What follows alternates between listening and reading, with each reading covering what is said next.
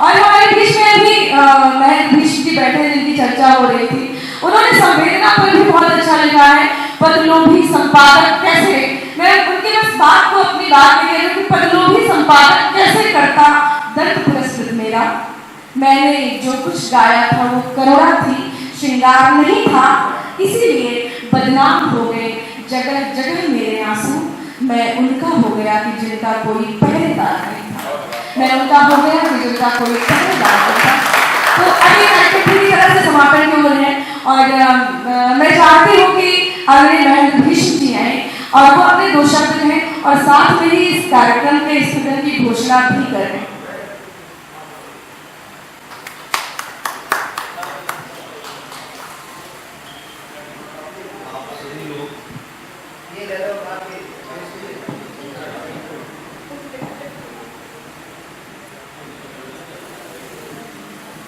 धन्यवाद। आज के इस कार्यक्रम में इस्माइल मैन सर्वे संस्थाना जी, आदरणीय अग्रज श्री रघुवंशी जी, सत्या जी और निर्भीक जी व आप सबकी जो गर्भा में उपस्थिति है, आप सभी को इस कार्यक्रम में पहली बार मानसी, जो डॉक्टर मानसी द्विवेदी हैं और आप इनको यूट्यूब में देख सकते हैं, आप हिंदी संस्थान से सम्मानित हैं और कई बड़े राष्ट्रीय मंचों पे आप जा चुकी हैं, आप दुबई वगैरह में भी काव्य पाठ कर चुकी हैं। तो मैं उनका बड़ा आभारी हूँ कि उन्होंने आपके समक्ष मुझे प्रस्तुत किया।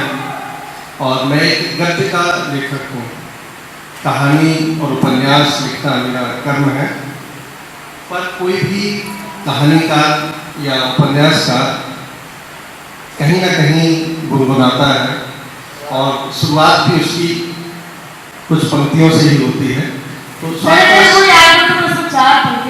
तो स्वांता सुखाए जो मैंने कुछ लिखा था, तो उसमें एक वेदना है, 4 पंक्तियां हैं और आप उसमें देखिएगा कि एक नवविवाहिता की वेदना, एक कलाकार की वेदना।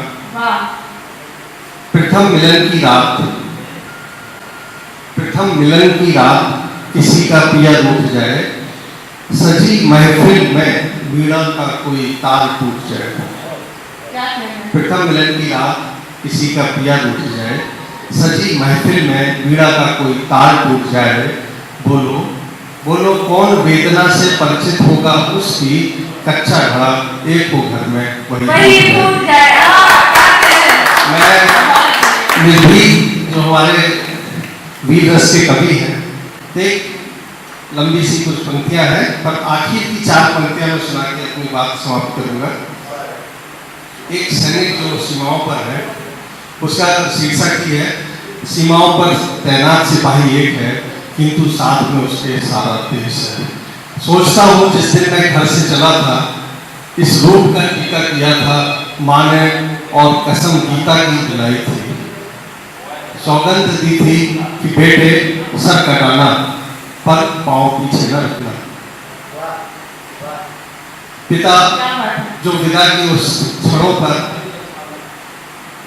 कुछ कह गए थे, गला भी उनका रुक गया था।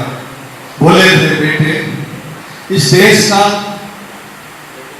बोले थे बेटा इस देश का इतिहास और भूगोल तुझको सौंपता हूँ, हर मांग का सिंदूर तुझको सौंपता हूँ, सर कटाना पर पाँव पीछे न रखना।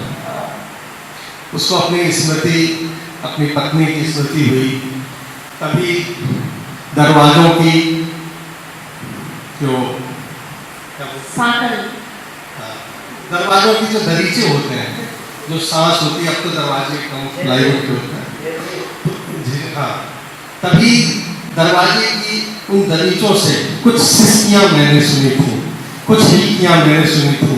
राधा राधा जैसे मालकोस का पहला अक्षर,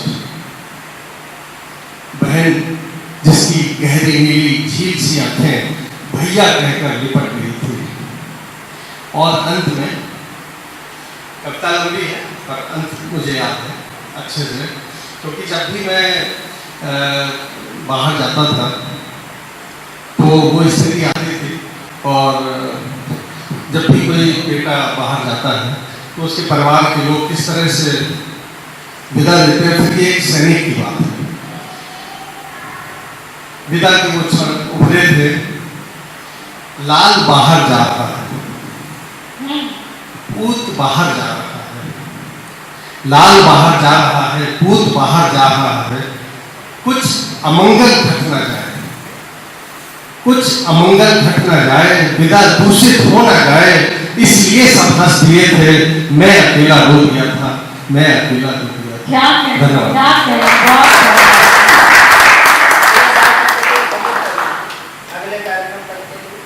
ये सर्वेश अस्थाना जी जो कभी मैं को बताऊंगा कि कायस्थ वास्तव में कभी छत्री ही थे। मैं उनको जाति यात्रा की किताब है 18वीं शताब्दी की, तो मैं उनको ये चीज़ बता दूंगा। पर आज की सभा का समापन की मैं घोषणा करता हूँ और मुझे उम्मीद है कि मानसी जी इसी तरह अगले वर्ष या अगले कुछ 6 माह में इस तरह के आयोजन करती रहेंगी।